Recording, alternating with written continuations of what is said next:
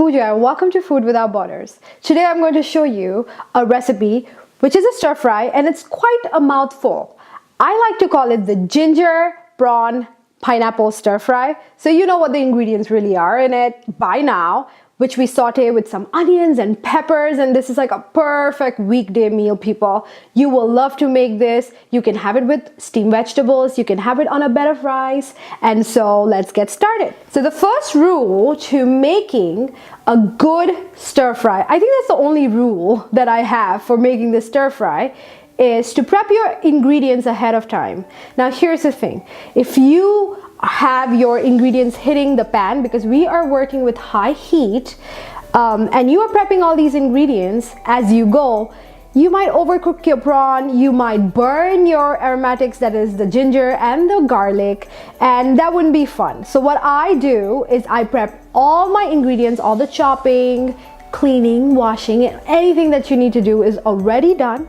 And I try to prep it to another level, which what I do is I consolidate all my ingredients together. So what I am going to do here is I have some oyster sauce and some tamari or soy sauce. You could also use liquid aminos. I will mix them all together. So my liquid ingredients are all set together. I then put my ginger and my garlic together because they go in first, and then other ingredients that need to go together, which is the pepper and the onions, are also consolidated or combined together. So now let's get started. I have my pan heating up on medium high, and to this I will add some avocado oil. Now you can use any odorless cooking oil if you wish to. I wouldn't use any oil that does not have a higher smoke point like olive oil. And I'm going to wait until the oil heats up, which should take about a minute. So my oil is nice and hot. To this I will add the ginger and the garlic. And here's the thing, I'm not cooking the ginger and the garlic. I am trying to infuse the oil with the flavors of the ginger and the garlic, so they work as a perfect aromatic. And when I add the prawn into it, the prawn will absorb all those flavors, and that is exactly what I want. I am going to cook the ginger and the garlic for just 45 seconds. I'm going to add my prawn. And these are Indonesian tiger prawns. They are so hard to find in a place where I live, but I have been so lucky that my fishmonger carried it this time. I'm gonna lower the flame slightly so that my ginger and garlic doesn't burn, and just saute this whole thing. And I'm going to cook this prawn only for 4 minutes, and that's because I don't want my prawn to turn out to be chewy and hard. The longer you keep it on the flame, the chewier it gets, and that's not how you want to serve your prawn. To this I am going to add the chili flakes. You know me, if you've been watching my videos for a while, I'm a chili flake kind of girl.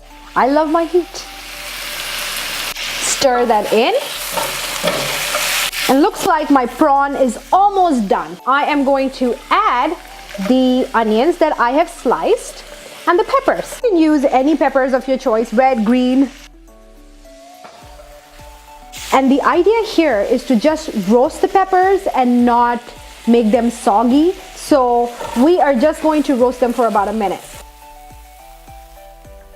The cracking sound of the pepper is like an assurance that you are really cooking in high flame and you really need to give this an undivided attention. I am going to add the oyster sauce and the tamari. For the measurements, you can find it on my blog, and I will leave a link to it in the description box. And right about now, I will add the pineapple.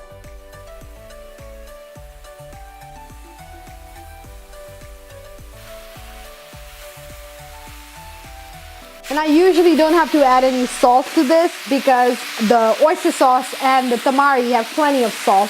But if you wish to add some salt to this, this would be right about now.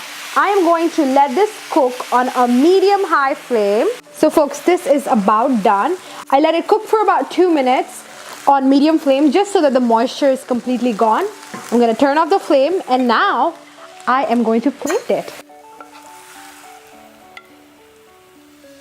And the prominent aromatic to this recipe is the ginger. So it just smells so nice. It may have looked like I have disappeared, but I just had to get a paper towel just to clean up the sides, like so. You know, my job is not only to plate it, but make it look pretty so that I can take pictures and post it on my blog, right? I am going to add some of that green onion, like this. All right, folks, we are back, and I had to go snap some pictures. I mean, I'm a food blogger. I have to take pictures of the food I cook. So now let's do the tasting. I'm gonna dig into the pineapple first. Oh my gosh, so flavorful. The pineapple is so tender and juicy, and it has a bite to it because of the chili flakes, and it's perfectly seasoned with the tamari and the oyster sauce. Now let's try the prawn. Oh my gosh, the prawn is perfectly done. I'm going to try the peppers now. And if you can hear it on the microphone, the peppers are perfect and crunchy. I mean, this is a perfect meal for two. Now, if you count the number of times I said perfect, you probably know how much I love this recipe, okay? Give this recipe truly a try. I will leave a written version of this recipe in the description box.